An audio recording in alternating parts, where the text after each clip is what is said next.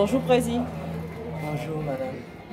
Comment allez-vous? Je vais très bien, Je vais super bien. Alors, vous êtes là, vous nous donnez le privilège de vous recevoir, le président d'une communauté estudiantine ici à Fès. Moi je me nomme Gandema Abdul-Kader, je suis l'actuel président de l'AEBM Fès.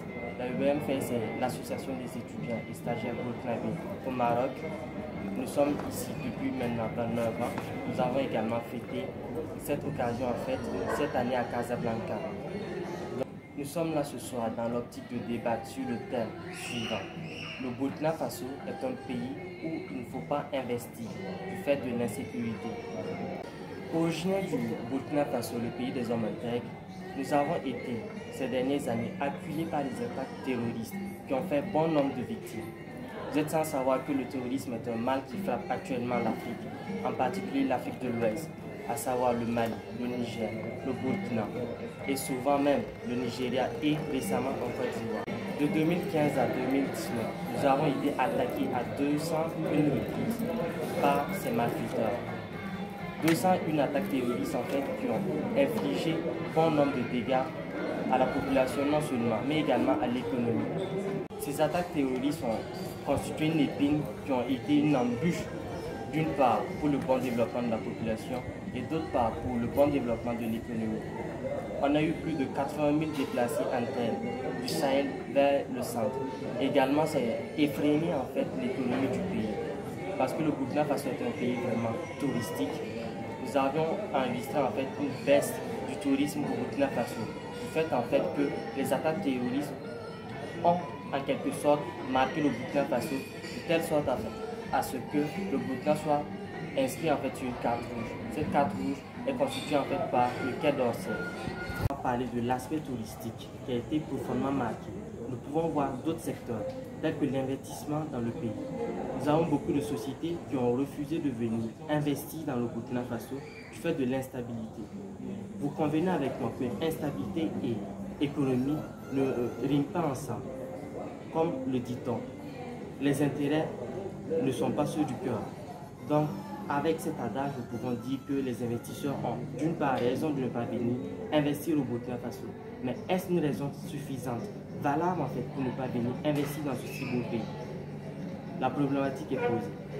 Donc, nous pouvons dire qu'il y a d'autres sociétés qui ont refusé en fait d'abandonner cette population. Nous avons par exemple les Marocains qui ont le monopole de la télécommunication à travers Telmob. Telmob ici, la filiale c'est Maroc Télécom. Nous avons également d'autres filiales des banques marocaines au Burkina Faso, telles que Attijari Wafa Bank, qu'on appelle chez nos pays Cebao.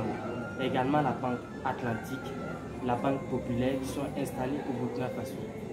Tant sont des exemples en fait à suivre par les autres investisseurs pour ne pas abandonner cette population. Parce que abandonner cette population à son propre sort, c'est la laisser s'agenouiller, fléchir en fait face à ce terrorisme grandissant, ce qui est inacceptable. Ce qui est inacceptable.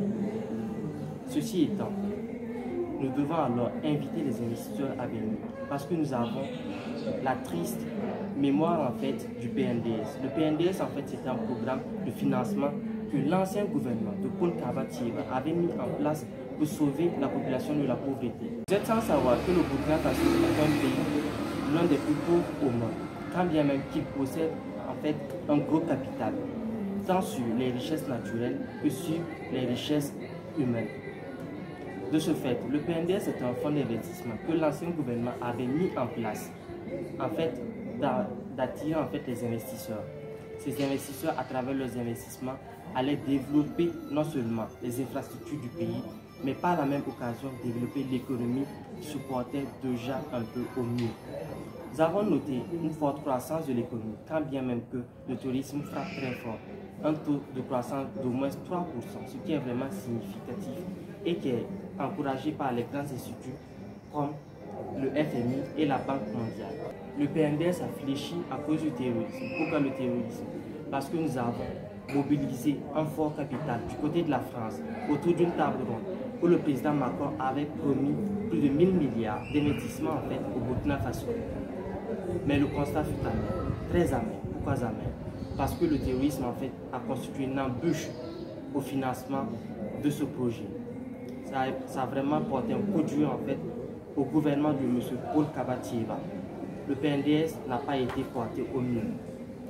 Quand bien même que nous avons noté quelques changements, tels que la construction des routes nationales, la construction des écoles dans les provinces, dans les zones rurales, la construction des dispensaires, tout cela a été apporté par le PNDS.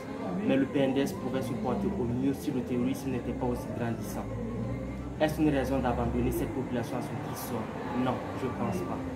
Nous devons alors encourager les investisseurs à venir également apporter leur concours au développement de cette nation. Auguste Assemblée, vous êtes sans savoir que le Burkina Faso, sur son drapeau, nous avons une étoile dorée frappée au milieu du drapeau. Cela symbolise en fait la richesse du sol. Cette richesse en fait qui a été symbolisée par cette magnifique étoile frappée au milieu du drapeau. Vous êtes sans savoir que le Burkina Faso a un fort capital minier, ce qui attire bon nombre d'investisseurs. Nous avons quelques mines telles que Semafo, Ayam Gold. Également, nous avons noté lors de ces dernières années, surtout l'année dernière, que le Burkina Faso a été frappé à maintes reprises. Nous avons appris avec tristesse l'attaque de la mine de Semafo, qui a fait bon nombre de victimes. Nous pouvons estimer à 40 victimes. Pourtant, le secteur minier est un secteur très important pour le Burkina Faso, qui contribue à la hauteur de 11,4% au PIB et qui emploie plus de 35 000 personnes. 35 000 personnes. Pour un tel secteur, c'est vraiment énorme. C'est vraiment énorme d'un point de vue humain et d'un point de vue économique pour la bonne marge du développement du Burkina Faso. Chers tous, le terrorisme est un mal. Oui, un mal grandissant. Un mal qui met en mal le développement de certains pays tels que le Burkina Faso, le Mali, le Niger, la Côte d'Ivoire, le Nigeria. Le Nigeria a été frappé à maintes reprises par Boko Haram. Vous êtes sans savoir que le Nigeria est une des plus grandes puissances militaires d'Afrique. Face à cette violence, j'invoque l'action. Face à cette violence, j'invoque l'union des fils du pays. Face à cette violence, j'invoque l'union de tous les pays de l'Afrique. Nous devons nous unir, oui, face à ce terrorisme. Car laisser un tel fléau grandir, c'est une atteinte aux valeurs morales et physiques du pays que nous sommes. Alors j'invoque l'action. J'invoque l'action de tous les fils. Car comme le disait le roi Guézo, roi d'Abomey, si tous les fils venaient par leur mère, assemblés, boucher les trous de la jarre, alors le pays sera sauvé.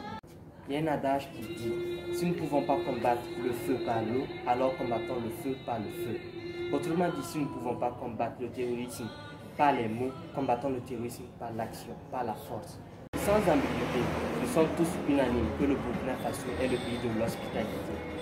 À ce sujet, Seydou Badian disait, lorsque tu seras grand, tu ouvriras la porte à tous. Car l'homme est comme un grand arbre, l'étranger a droit à son nom, car le puits appartient à tous. Lorsque personne ne viendra chez toi, c'est que tu seras l'arbre envahi par les fourmis rouges, alors les voyageurs te fuiront. Chers tous, j'ai préparé un texte qui me tient parfaitement à cœur. Un texte qui va revenir la sublime apparence du Burkina Faso, le pays de Yenenga, le Burkina Faso de Thomas Sankara. Alors écoutez ces lignes que je vais vous lire.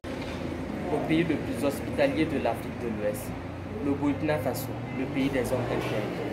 L'usure du temps n'eut nul effet sur ta sublime apparence. À cette somptueuse beauté, je me laisse ravir de tendresse. Ces glorieuses mélodies de tes contemporains, la lueur d'un regard, l'extase d'un charme sans fin. L'allégeance de tes sujets est sans équivoque, gangrénée une facette qui se bonifie avec le temps. Foyer de culture, temple de culte, musée d'histoire, art de richesse et de paix, ni aux mille délices, la bonté divine à ton regard séduit plus d'un. Oui, ce paradis terrestre Auguste Assemblée, c'est notre nation, le Burkina Faso. Si je ne brûle pas, si tu ne brûles pas, si nous ne brûlons pas les scories, comment les ténèbres pourront-elles devenir clarté?